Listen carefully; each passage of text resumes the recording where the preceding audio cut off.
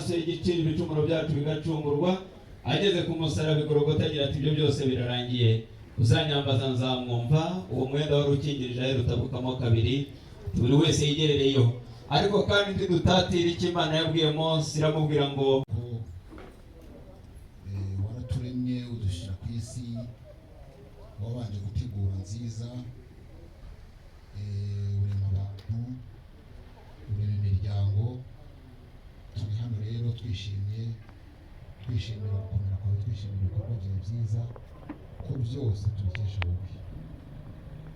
Tugize umugisha rero muri uyu muryango, tubonye abashyitsi b'umugisha, turabasabira umugisha kugira ngo biyumvemo ikaze.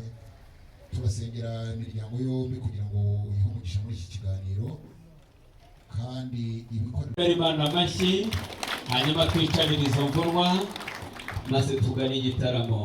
Harageze rero ko tuza gutarama bya nyabyo, Imana iri kumwe natwe, duhagarara bwuma, kandi inkera yacu tukayikesha ntawe usitaye. Hanyuma rero data yagize ati uze kumenya ku bikingi by'amarembo ntihagoboka imvura wugurure, ariko kandi njye nakira abo tunganya ibigwi, ariko kandi akabona kandi yambwiye arambwira ngo burya abo munganya ibigwi ni beza, byubakira bya nyabyo, ariko kandi abo mutanganya ibigwi reka mbiyakirire, ariko ubanza ubibwira uri we.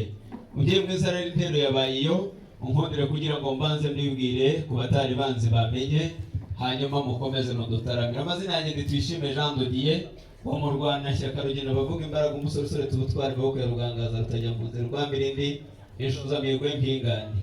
Ndagasore gato kavutse ku mondo n'ikirimiza butaka namagaza aho nacitse icyobo. Ndi umugabo nubatse kuri Kristo, umugore acyari wowe tuzajya kumuzana. Urakagira inka n'abana. Hanyuma rero mubyeyi mwiza rero njye nakira abo tunganya ibigwi abandi ngahingama. Intero ni ya yindi, ubwo izi inshuti zawe zasesekaraga mwaje muzanye